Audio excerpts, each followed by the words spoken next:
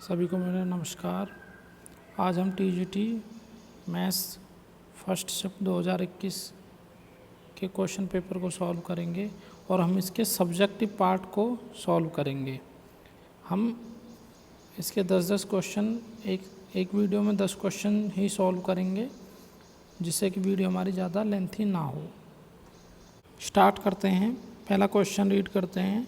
Question number 1, if r is equal to xi plus yj plus zk be the position vector given to us, then find curl r।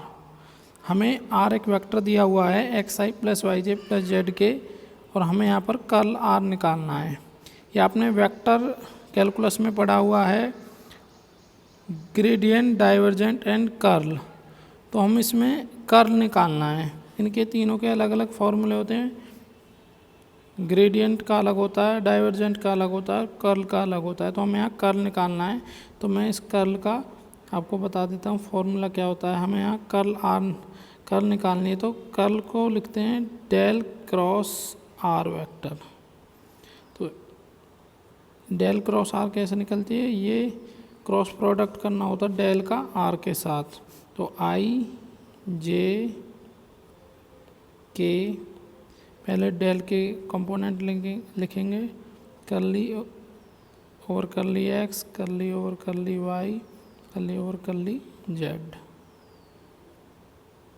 Are के component, r हमें यहाँ vector दिया हुआ है, are हमें दिया हुआ है, आर हमें यहाँ पर दिया हुआ है x I plus Y J plus Z के। तो आर के कंपोनेंट हो जाएंगे एक्स वाई और जेड। तो इसको जिस तरीके से हम डिटरमिनेंट एक्सपेंड करते हैं या जिस तरीके से क्रॉस प्रोडक्ट सॉल्व किया जाता है, उस तरीके से हम इसे सॉल्व करेंगे। First row first column eliminate कर लो, छुपा लो, इसे सॉल्व करेंगे तो ये आएगा curly over curly Y Z minus curly Z curly over curly Z Y I cap minus, अब first row second column eliminate करेंगे तो ये आएगा curly over curly X Z minus curly over curly Z X, ये J आएगा। Third वाला first row third column छुपा लेंगे तो ये आएगा हमारा curly over curly x y minus curly over curly y x के कैप। आपको पता है कि कर्ली ओवर कर्ली वाई है, तो इसका मतलब हमें पार्शली डेरिवेटिव करना है जेड का वाई के रेस्पेक्ट में। तो जब हम वाई के रेस्पेक्ट में पार्शल डेरिवेटिव करेंगे तो वाई के अलावा बाकी जो भी होता है वो कांस्टेंट माना जाएगा। तो जेड वाई के लिए कांस्टेंट है तो ये 0 हो जाएगा। और इसी तरीके से कर्ली वाई और कर्ली जेड निकालेंगे तो ये भी 0 हो जाएगा आई कैप माइनस, इस तरीके से ये curly Z over curly x निकालेंगे, ये भी 0 हो जाएगा minus curly x over curly Z, ये भी 0 हो जाएगा जे प्लस इसी तरीके से ये भी हमारा 0 हो जाएगा। Curly y over curly x 0, curly x over curly y ये भी 0 के कैप। तो ये हमारा 0 आई, इस माइनस की जगह पर हम प्लस भी यूज कर सकते हैं, 0 जे और प्लस 0 के। तो ये हमारा 0 वेक्टर आ जाएगा। तो फर्स्ट क्वेश्चन का ये आंसर हो गया। अब हम सेकंड क्वेश्चन पढ़ेंगे। हाँ, सेकंड क्वेश्चन करने से पहले मैं थोड़ा सा आपको बता देता हूँ। यहाँ हमने केवल कर्ल निकाला है। ये 2 टर्म और होती हैं, एक ग्रेडियंट होती है और एक डाइवर्जेंट होती है। जो ग्रेडियंट होती है उसे हम लिख देते हैं यहाँ पर। जो ग्रेडियंट ग्रेड फाई होता है, ये होता है कर्ली फाई, और ये एक वेक्टर क्वांटिटी आती है। ये कैसे सॉल्व होता है? Curly over curly X phi का into I cap plus curly over curly Y phi का into J cap, curly over curly Z phi into K cap. यानी फाई को एक बार एक्स के रेस्पेक्ट में, यानी कि फाई को एक बार एक्स के रेस्पेक्ट में पार्शली डेरिवेटिव कर लेते हैं। यानी एक बार एक्स को, यानी एक बार फाई को एक्स के रेस्पेक्ट में पार्शली डेरिवेटिव करते हैं एक बार वाई फाई को वाई के रेस्पेक्ट में पार्शियली डेरिवेटिव करते हैं और एक बार फाई को जेड के रेस्पेक्ट में पार्शियल डेरिवेटिव करते हैं और आई जे के लगा देते हैं। एक होता है डाइवर्जेंट। और हाँ, ये जो ग्रेड होता है हमारा ग्रेड फाई, ये एक वेक्टर वैल्यू होती है, वेक्टर क्वांटिटी होती है। इसमें आई जे के लगे हुए हैं, एक वेक्टर निकल के आता है। एक होता है divergent. Divergent F, divergent F होता है डेल डॉट एफ वेक्टर। यहाँ पर डेल के कंपोनेंट होते हैं curly over curly X I plus curly over curly Y J plus curly over curly Z K. और यहाँ पर एफ के कंपोनेंट होते हैं, जैसे एफ के कंपोनेंट गिवन होंगे हमें f1 आई प्लस f2 जे प्लस f3 के। तो इसका इससे डॉट प्रोडक्ट होगा, डॉट प्रोडक्ट होगा तो ये एक स्केलर वैल्यू निकल के आएगी। तो इसलिए डाइवर्जेंट एक स्केलर वेक्टर होता है। अब हम नेक्स्ट क्वेश्चन करते हैं, question number 2। If sign of f dash greater than 0 then what can you say about the nature of f. ये हमने क्लास 12 के एप्लीकेशन ऑफ डेरिवेटिव चैप्टर में पढ़ा हुआ है कि if F dash X greater than 0 होता है तो then F X is strictly increasing.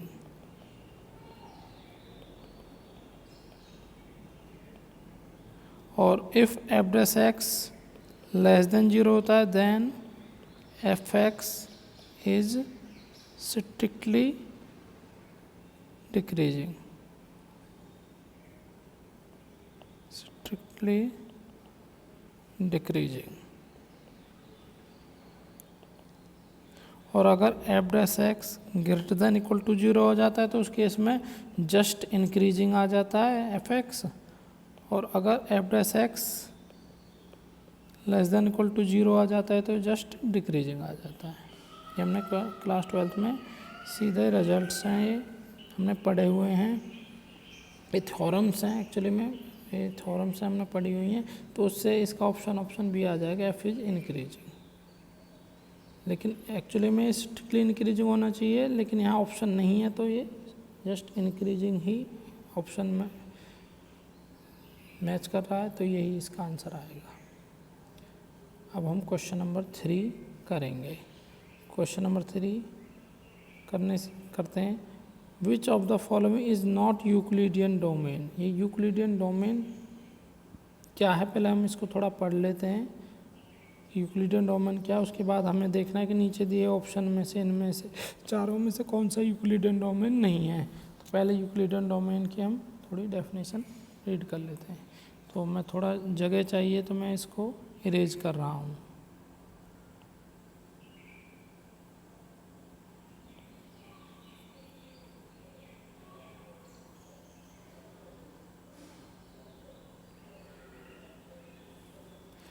Euclidean domain क्या होता है, आपने ये ग्रुप एंड रिंग्स वाले टॉपिक्स में पढ़ा होगा। यूक्लिडियन डोमेन, यूक्लिडियन रिंग का एक अलग टॉपिक होता है, उसमें है यूक्लिडियन डोमेन या Euclidean ring.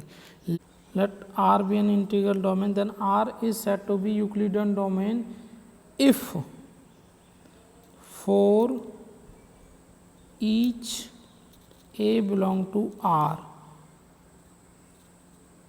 we can assign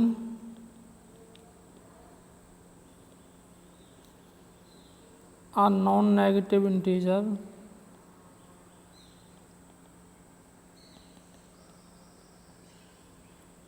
D A, जिसे कि वैल्यूएशन ऑफ रिंग भी बोलते हैं, वैल्यूएशन ऑफ आर भी बोलते हैं, जिसे हम वैल्यूएशन ऑफ आर भी बोलते हैं। ये नॉन नेगेटिव इंटीजर होना चाहिए सच दैट ये कौन सी, अगर इन दो कंडीशनों को सेटिस्फाई कर देता है तो ये यूक्लिडियन डोमेन बन जाती है, वो इंटीग्रल डोमेन यूक्लिडियन डोमेन बन जाती है। कौन कौन सी दो कंडीशन है? पहली कंडीशन ये है कि D of A less than equal to D of A भी होना चाहिए, यहाँ पर ए और बी किससे बिलोंग कर रहे हो, आर से बिलोंग कर रहे हो। और दूसरी कंडीशन क्या होती है कि if for a comma b belong to r there exist q and r such that a is equal to B Q plus r. ये क्या है, ये यूक्लिडियन एल्गोरिथम होती है जो आपने पढ़ी हुई है पहले से। A is equal to B Q plus R हो जाए, such that B Q plus R हो जाए, और जो आर का जो वैल्यूएशन होता है डी आर वो लेस देन डी बी से हो, लेस देन डी बी हो। ये यूक्लिडियन थ्योरम, यूक्लिडियन एल्गोरिथम होती है। और जैसे हम यूक्लिडियन जब एल्गोरिथम लगाते हैं तो उसमें जो आर होता है वो लेस देन बी होता है, तो यहाँ पर उसकी जगह पर D R less than D B आ गया। अगर ये कंडीशन सेटिस्फाई होती है तो वो यूक्लिडियन डोमेन कहलाता है। तो यहाँ अब हमें चेक करना है कि इनमें से कौन सी यूक्लिडियन डोमेन है। यहाँ क्या होता है कि जो वैल्यूएशन जो होता है डी, जिसे हम डी ए बोलते हैं, ये वैल्यूएशन एक नॉन नेगेटिव इंटीजर होना चाहिए। क्या होना चाहिए कि तो ये इंटीजर होना चाहिए और ये नॉन नेगेटिव होना चाहिए, और ये डिफरेंट रिंग के लिए डिफरेंट होता है, ऐसा नहीं है कि सबके लिए सेम होगा। अब हम चेक करते हैं कि इन ऑप्शंस में से कौन सी यूक्लिडियन डोमेन नहीं है। ये जेड आई ये होता है रिंग ऑफ गॉसियन इंटीजर, और रिंग ऑफ गॉसियन इंटीजर एक यूक्लिडियन डोमेन होती है, क्योंकि इसके लिए ये होता क्या है, ये एक्चुअली में जेड आई होता है एक रिंग होती है ए प्लस आइटा बी की, यानी जो इसमें एलिमेंट होते हैं वो ए प्लस आइटा बी की फॉर्म में होते हैं, और जहाँ ये जो ए और बी होते हैं ये इंटीजर्स होते हैं, इंटीजर से बिलोंग करते हैं ये। और इसके लिए जो वैल्यूएशन होता है हमारे जो डी ए होता है वो मैं यहाँ लिख देता हूँ। इसके लिए जो डी ए होता है Gaussian ring of Gaussian integer के लिए वो होता है ए स्क्वायर प्लस बी स्क्वायर। और आपको पता है कि अगर दो इंटीजर्स का स्क्वायर करके ऐड करेंगे तो वो भी एक इंटीजर ही आएगा, और वो पॉजिटिव ही नॉन नेगेटिव इंटीजर ही आएगा। तो इसलिए ये एक यूक्लिडियन डोमेन होगा। यूक्लिड एल्गोरिथम को भी ये सेटिस्फाई करेगा, तो दूसरी कंडीशन को देखने की ज़रूरत नहीं पड़ेगी, वो करेगा, ऑब्वियस है वो करेगा। यहाँ पर देखते हैं बी पार्ट को, every field f with norm n such that n A is equal to 1। अब आपको पता है जो नॉर्म है वो क्या दी हुई है, नॉर्म यहाँ वैल्यूएशन का ही काम कर रही है। नॉर्म भी वैल्यूएशन ही होती है, जिस तरीके से वैल्यूएशन एक नॉन नेगेटिव इंटीजर होता है, ऐसे नॉर्म भी एक नॉन नेगेटिव इंटीजर ही होता है। तो नॉर्म और वैल्यूएशन एक ही बात है, हम इसे वैल्यूएशन को दूसरे उसमें नॉर्म भी कह सकते हैं। तो जो नॉर्म है वो 1 होना चाहिए। तो यहाँ पर देखो ये भी सेटिस्फाई कर रहा है, ये भी एक यूक्लिडियन डोमेन है। जो नॉर्म यहाँ पर एक कंडीशन भी सेटिस्फाई होगी, norm a less than equal to norm a b, यानी नॉर्म ए बी से लेस देन ही होगा, क्योंकि नॉर्म ए अगर 1 है तो नॉर्म ए बी भी यहाँ 1 ही होगी, और हमें पता 1 लेस देन इक्वल टू 1 ही होता है। तो ये भी एक यूक्लिडियन डोमेन कहलाएगी, एक यूक्लिडियन डोमेन कहलाएगी। जेड यानी आपको पता है ये तो सेट ऑफ इंटीजर्स ही है, और ये तो हर हाल में यूक्लिडियन डोमेन होती ही होती है, क्योंकि जेड को मैं आपको बता दूँ, जेड जो सेट ऑफ जेड इसकी ये रिंग होती है जेड प्लस डॉट ये होता है, और इसके लिए जो वैल्यूएशन होता है डी ए वो हमेशा मॉड ए होता है। और आपको पता है किसी भी इंटीजर के ऊपर अगर हम मॉड ले लें तो वो हमेशा नॉन नेगेटिव इंटीजर ही आता है। तो ये भी हमारा यूक्लिडियन डोमेन हो जाएगा। अब फोर्थ ऑप्शन को देखते हैं, the field of rational number under absolute value given by N A is equal to mod A. अब देखो यहाँ एक बात तो ठीक है, ये बात तो ठीक है कि मॉड लग गया नॉन नेगेटिव आएगा, लेकिन यहाँ सेट ऑफ रेशनल नंबर है, ये मेन बात है। यहाँ पर मेन बात है सेट ऑफ रेशनल नंबर, क्योंकि set of rational number fraction में भी हो सकते हैं, लेकिन आपको पता नॉर्म की कंडीशन ये होती है कि नॉर्म में हमेशा नॉन नेगेटिव इंटीजर ही आना चाहिए। तो यहाँ कोई ज़रूरी नहीं है कि हर रेशनल नंबर एक इंटीजर हो, वो फ्रैक्शन में भी हो सकता है। तो इसलिए ये ऑप्शन एक यूक्लिडियन डोमेन नहीं होगा। ऑप्शन डी है इसका कि एक यूक्लिडियन डोमेन नहीं होगा, क्योंकि यूक्लिडियन डोमेन की कंडीशन को सेटिस्फाई नहीं कर रहा, क्योंकि यहाँ नॉन नेगेटिव इंटीजर नहीं है। नेक्स्ट देखते हैं क्वेश्चन। अच्छा क्वेश्चन था, थोड़ा टाइम लगा, लेकिन इसको अच्छे से पढ़ना चाहिए। अगर इस कंसेप्ट को हम पढ़ लें तो हमारे इसी टॉपिक को पढ़ने पे एक दो और भी क्वेश्चन सॉल्व हो सकते हैं। क्वेश्चन 4 को अब पढ़ते हैं। The surface area of sphere, ये एक स्फेयर दिया हुआ है, बहुत सिंपल स्फेयर है। एक स्फेयर है जिसका आपको सेंटर पता है, जनरल फॉर्म लिखी हुई है, ये लिखी हुई है। इससे कंपेयर करते हैं x-0 का होल स्क्वायर प्लस y-0 का होल स्क्वायर प्लस z-0 का होल स्क्वायर इजक्वल टू 4 का स्क्वायर। तो आपको पता चल गया इसका सेंटर 0,0,0 है और रेडियस कितनी है इसकी, रेडियस इसकी 4 यूनिट है। तो आपको पता है सरफेस एरिया ऑफ स्फेयर होता है 4πr²। और कोई नहीं लगाना, आपको सिंपल 10th वाला ही रूल लगाना है। आपको जस्ट एरिया चाहिए, किसी रूल से निकाल दो, आप उससे निकाल देना। 4π × 16, तो ये हो जाएगा 16 4 जा 64 पाई स्क्वायर यूनिट। ये आपका आंसर आ जाएगा ऑप्शन बी। इस तरीके से हम इसे निकाल देंगे।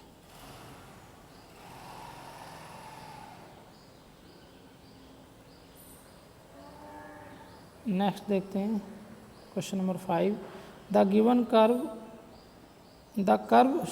Curve given by x² + y = 0 is symmetrical around. ये किसके सिमेट्रिकल होगी? देखो ये सिमेट्री के रूल होते हैं। एक रूल क्या होता है कि अगर किसी इक्वेशन में या किसी कर्व की x की सभी पावर इवन हैं तो वो y के सिमेट्रिकल होता है। ये रूल है कि अगर कर्व में, गिवन कर्व की जो इक्वेशन है उसमें x की सभी पावर इवन हैं तो वो y के सिमेट्रिकल होता है, और अगर y की सभी पावर इवन है तो वो x के सिमेट्रिकल होता है। अगर x और y दोनों की इवन पावर है तो दोनों एक्सिस के सिमेट्रिकल होता है। इसमें और भी हैं, वो भी है, लेकिन हमें यहाँ देखना है यहाँ पर x की जितनी भी पावर है वो इवन है तो ये y के सिमेट्रिकल होगा, y एक्सिस के सिमेट्रिकल होगा। ये सिंपल क्वेश्चन है। आगे नेक्स्ट पढ़ते हैं। Pick the wrong statement. हमें रॉन्ग स्टेटमेंट पिक करनी है। इनमें से कौन सी स्टेटमेंट गलत है? ऐसे ही नहीं कि आप सोच रहे होंगे कि ये ऑप्शन दिए हुए हैं तो उसी को देख के बता रहे हैं, मैं आपको रीजन भी बता रहा हूँ साथ साथ। A is non singular if and only if A B is equal to I और B A is equal to I for some B2B n cross n matrix. देखो ध्यान से पढ़ो। A is non singular, A non singular होती है। आपको पता है नॉन सिंगुलर कौन सी मैट्रिक्स होती है? जिसका डिटरमिनेंट नॉट इक्वल टू 0 होता है, वो नॉन सिंगुलर होती है। और नॉन सिंगुलर मैट्रिक्स का ही, नॉन सिंगुलर स्क्वायर मैट्रिक्स का ही इन्वर्स निकल सकता है।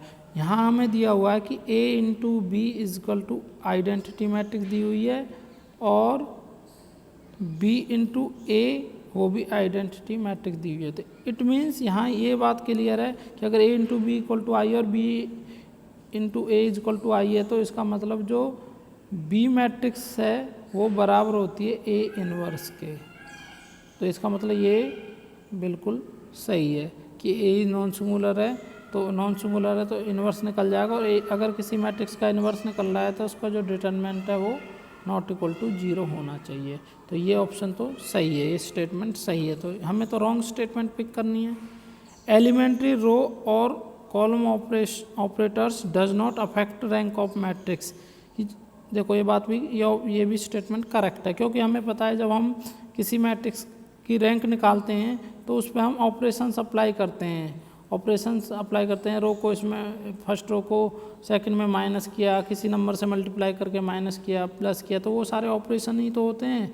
तो उन ऑपरेशन को लगाने पर रैंक पर कोई इफेक्ट नहीं पड़ता, क्योंकि हमें जब रैंक निकालनी होती है तो हम ऑपरेशन लगा के फाइनल उसको जब सिंपल फॉर्म में ले आते हैं, देख लेते हैं कितनी नॉन 0 रोज हैं, तो उससे हमें पता चल जाता है कि क्या इसकी रैंक है। तो एलिमेंट्री रो और कॉलम ऑपरेशन लगाने से रैंक पर कोई इफेक्ट नहीं पड़ता। तो ये ऑप्शन भी करेक्ट है। हमें देखना है equivalent matrix hold equivalence relation. ये ऑप्शन भी करेक्ट है। जो इक्विवेलेंट मैट्रिक्स होती हैं वो इक्विवेलेंस रिलेशन बनाती हैं। बिल्कुल करेक्ट है। जैसे कि दो अगर सेम मैट्रिक्स सेम के इक्विवेलेंट होती है और तो वो रिफ्लेक्सिव हो गया, सिमेट्रिक इसी तरीके से सिमेट्रिक हो जाता है, ट्रांजिटिव हो जाता है। तो हमें ये ऑप्शन भी करेक्ट मिल रहा है। अब इसको देखते हैं जो डी ऑप्शन है, rank of invertible idempotent matrix is n+1। ये ऑप्शन का गलत है। क्यों गलत है मैं आपको बताता हूँ। सबसे पहले इन्वर्सिबल आइडम्पोटेंट मैट्रिक्स हमें दी हुई है, तो पहले हम आइडम्पोटेंट मैट्रिक्स पढ़ते हैं कि आइडम्पोटेंट मैट्रिक्स कौन सी होती है। आइडम्पोटेंट मैट्रिक्स होती है, जैसे ए अगर आइडम्पोटेंट मैट्रिक्स है तो ए स्क्वायर इज इक्वल टू ए होता है। ये आइडम्पोटेंट मैट्रिक्स की डेफिनेशन होती है कि ए स्क्वायर इज इक्वल टू ए, तो वो आइडम्पोटेंट मैट्रिक्स कहलाती है। अब इन्वर्सिबल आइडम्पोटेंट मैट्रिक्स कौन सी होती है, अगर वो मैट्रिक्स आई के बराबर हो, यानी अगर कोई मैट्रिक्स इन्वर्सिबल आइडम्पोटेंट मैट्रिक्स है तो वो जरूर ही आइडेंटिटी मैट्रिक्स होती है। तो अगर ए इन्वर्सिबल आइडम्पोटेंट मैट्रिक्स है तो उस केस में वो आइडेंटिटी मैट्रिक्स बन जाती है मैट्रिक्स, क्योंकि देखो ए स्क्वायर इज इक्वल टू ए है और वो इन्वर्सिबल भी है तो वो आई ही बनेगी, आइडेंटिटी मैट्रिक्स ही बनेगी। और आपको पता है आइडेंटिटी मैट्रिक्स की जो रैंक होती है वो हमेशा n के बराबर होती है, n के बराबर। तो ये ऑप्शन गलत है क्योंकि यहाँ रैंक n+1 दी हुई है। Next question, question number 7। If fx is equal to -x² + 3 then by tracing its graph find the derivative. देखो आप एक बात ध्यान से देखना, ये इन जो ये कह रहे हैं उस पर नहीं चलना क्योंकि इससे हमारा टाइम बहुत वेस्ट हो जाएगा। By tracing its graph find the derivative, आपको ऐसा कोई ज़रूरी नहीं है कि आपको ट्रेस करके ही ग्राफ निकालना, वो डेरिवेटिव निकालना है। आपको सीधा इसका सिंपल डेरिवेटिव कर लेना है। f' क्या निकलेगा, -2x, तो ये इसका ऑप्शन आ जाएगा। आपको fx पता है -x² + 3 है, आपको सीधा f' निकालना है। ट्रेस करके निकालने की कोई ज़रूरत नहीं क्योंकि ऑब्जेक्टिव क्वेश्चन दिए हुए होते हैं, मल्टीपल चॉइस क्वेश्चन होते हैं, इसमें आपको सीधा ऑप्शन टिक करना होता है। नेक्स्ट देखो क्वेश्चन नंबर 8, हमें इसकी वैल्यू निकालनी है। हमें वैल्यू निकालनी है cos phi + i sin phi whole power 4/5। ये बिल्कुल सिंपल है, डी मॉर्विस थ्योरम आपने पढ़ी हुई है। डी मॉर्विस थ्योरम के अकॉर्डिंग क्या होता है मैं ऊपर लिख देता हूँ, cos theta + i sin theta की पावर n है, चाहे n यहाँ इंटीजर हो, नेचुरल नंबर हो या कोई रेशनल नंबर हो, सभी के लिए ये डी मॉर्विस थ्योरम सेटिस्फाई होती है कि cos theta + i sin theta होता है cos n theta + i sin n theta. उस रूल के अकॉर्डिंग यहाँ पर हमारा ये हो जाएगी cos n phi, n क्या है, ये यहाँ n है, तो ये हो जाएगी cos 4/5 phi + i sin 4/5 phi। ये आपका ऑप्शन हो जाएगा, option A. Next question number 9। Question number 9 है हमारा, when pz divide the line joining the point A and B in the ratio m/n internally then z is given by। देखो ध्यान से देखना, ये आपके पास दो पॉइंट है, एक A है एक B है। A के यहाँ कोऑर्डिनेट हमें दिए नहीं है, लेकिन हम जब हम ऑप्शन देखते हैं तो हमें समझ में आ जाता है क्या है, z1 है, और B के z2 है। और यहाँ पर कोई पॉइंट P है जिसके कोऑर्डिनेट हमें बताने हैं क्या होंगे, और वो इसको m/n में डिवाइड करना है internally.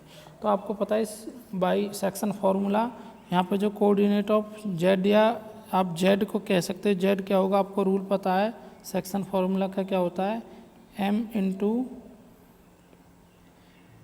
z2 + n × z1 divide by m + n।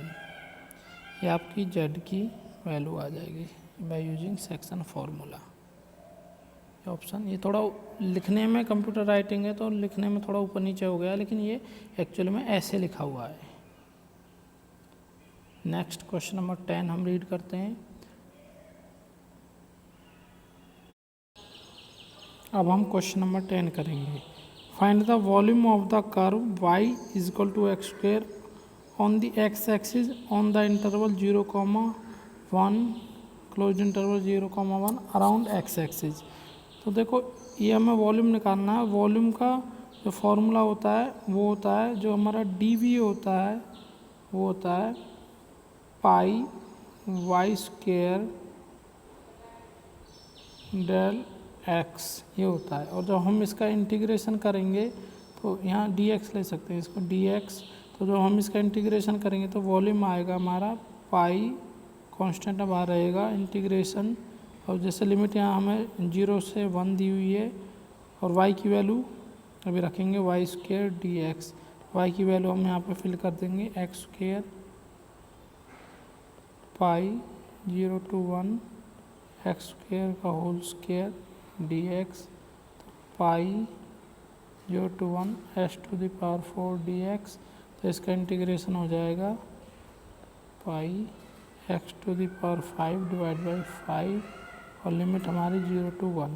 Upper limit lower limit रखेंगे तो ये हमारी आएगी 1/5 माइनस 0। तो ये पाई बाई 5 इसका फाइनल आंसर निकल के आ जाएगा। ये जो कर्व है हमारी इस शेप की थी, मैंने इसका डायग्राम नहीं बनाई, ये इस शेप की कर्व थी, ऐसे कर्व जा रही है y is equal to x square. तो इस टाइप की जो कर्व होती है उसका जो वॉल्यूम निकलता है वो इसी फॉर्मूले से निकलता है हमारा, 0 से 1 लेके हमें निकालना था। ये हमारे आज 10 क्वेश्चन हो गए हैं। नेक्स्ट वीडियो में हम इससे आगे के 10 क्वेश्चन करेंगे। Thank you.